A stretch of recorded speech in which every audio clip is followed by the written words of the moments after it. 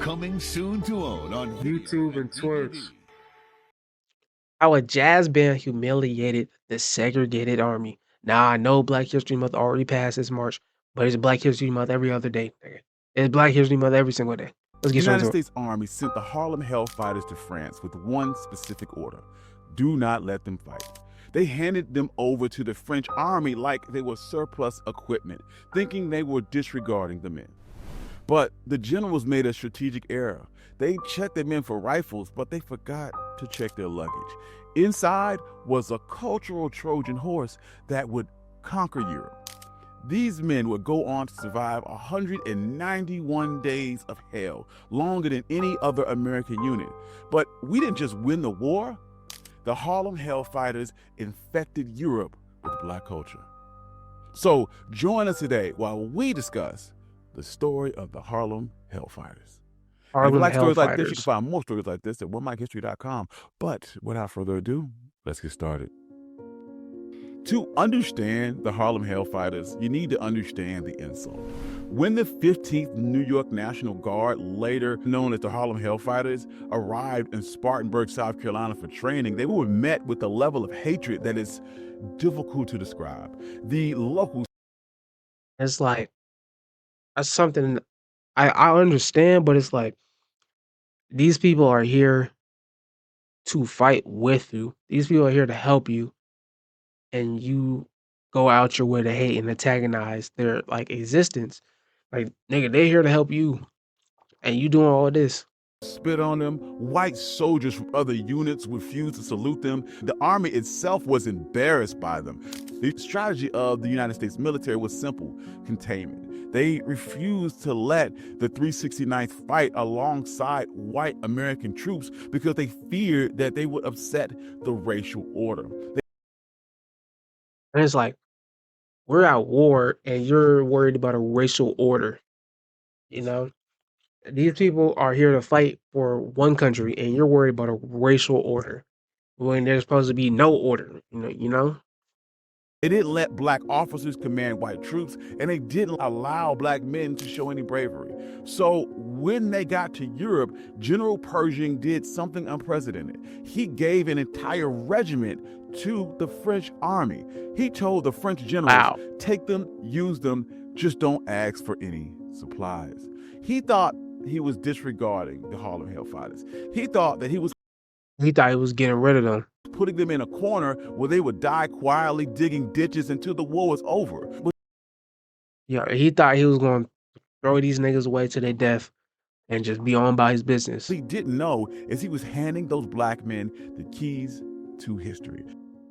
When the 369th was handed over, they were stripped of their American identity. The United States Army took away their Springfield rifles, they took away their American rations, and they would issue French rifles, French helmets, and French brown leather belts. Imagine the psychological warfare in that moment. You had just traveled 3,000 miles to fight for your country, and then your country says that you're not one of us. Go sit over there with the French. But by cutting them loose, the United States military accidentally freed them from American racism. The French army didn't care about Jim Crow. They were desperate for men who could shoot, and they... See, look, they were desperate for the opportunity to just get somebody who can shoot. They didn't care about none of that racist shit, man. Welcome the 369th not as black soldiers, but as Americans. People. For the first time in their lives, these men were treated with military dignity. And they decided right then and there that if they were going to die, they were not going to die as laborers. They were going to die as one of the most lethal units on the Western Front. And this is the part of the story that gets glazed over, because we talk about the parades, but the 369th was sent to the front lines of the Argonne Forest. Most American units spent a few weeks on the front line before they were rotated out for rest.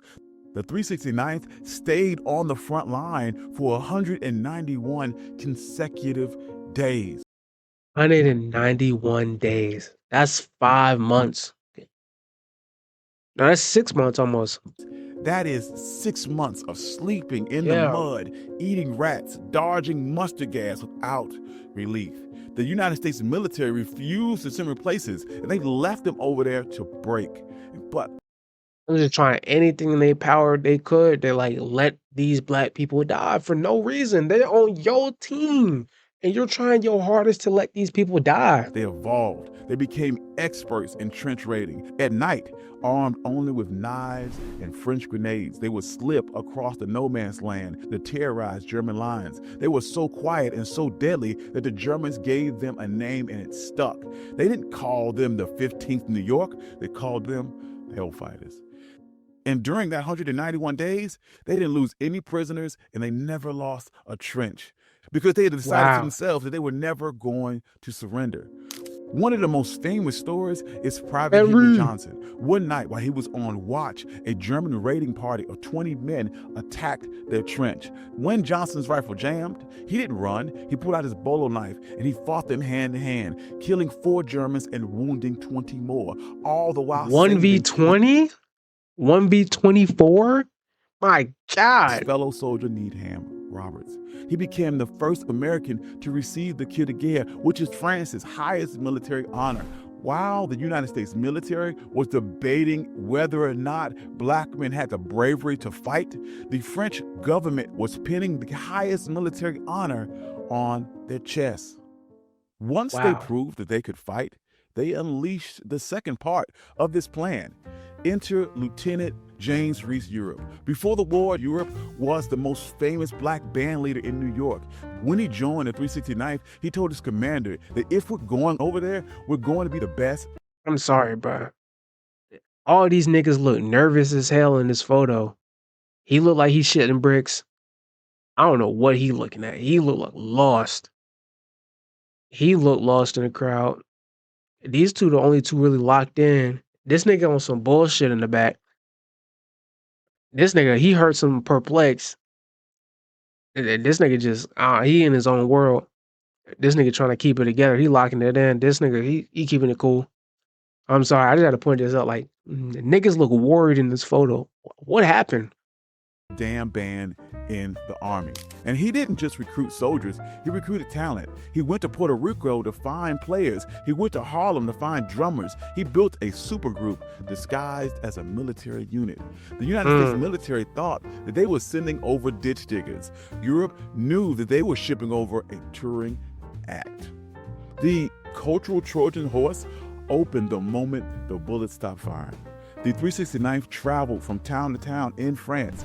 French citizens gathered expecting a traditional stiff marching band. Instead, Europe raised his baton and the band launched into the French national anthem with a jazzy beat. They mixed swing with the French national identity. The crowd exploded. It wasn't just music, it was this kinetic beat.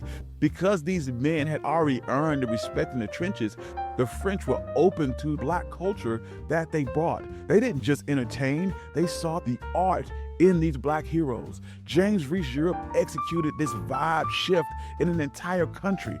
He made blackness synonymous with cool, modern freedom in the French imagination. When the war ended in 1918, the 369th came home to a massive parade in New York. They marched down Fifth Street to the music of Europe's jazz. But the victory wasn't just a parade. It was the outpost that they left behind. Because of the 369th, France was now addicted to jazz. They were addicted to black culture. That Trojan horse had been opened. They always addicted to it, not even France. And the virus had taken hold. They had created this safe haven economy. In the 1920s, when segregated America became... All right, bitch. Was this appropriate? Like, come on, gang. Well, why they got, like, come on. unbearable. Black artists knew that there was an escape hatch. Josephine Baker didn't go to Paris by accident. Langston Hughes didn't go there by accident. They went there because the Harlem Hellfighters had cleared this landing zone. James Reese Europe and his men had terraformed black culture in the landscape of France. They made a place where black folks could walk into a restaurant, rent an apartment, or date whoever they wanted. They didn't just fight a war for territory. They fought a war for the peace of mind, and they won, not in Alabama, but in Paris, France. In the end, we often talk about the Harlem Hellfighters as a tragedy. Men who fought for a country who didn't love them back. But that misses the genius in the moment. They used the United States Army as a free ride across the Atlantic.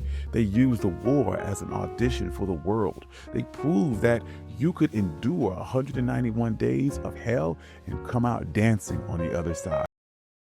And that's really crazy to think about it. Like they spent 6 months in a ditch where like the US white people in the army literally only spent weeks in there and went out and replaced with new people. They had to spend 6 months of their life fighting for their life in a ditch. Just because they're black. Like no actions, though nothing they said, nothing they did, just because of their skin color. They got tossed to the wolves, expected to be eaten, and next thing you know, they came back leading the pack. It's just crazy. Let me know how y'all feel about that. With that being said, I'll see y'all later though. I'm not trying to score. Your heart's an open door. I got the key. I'm trying to keep composure and some more.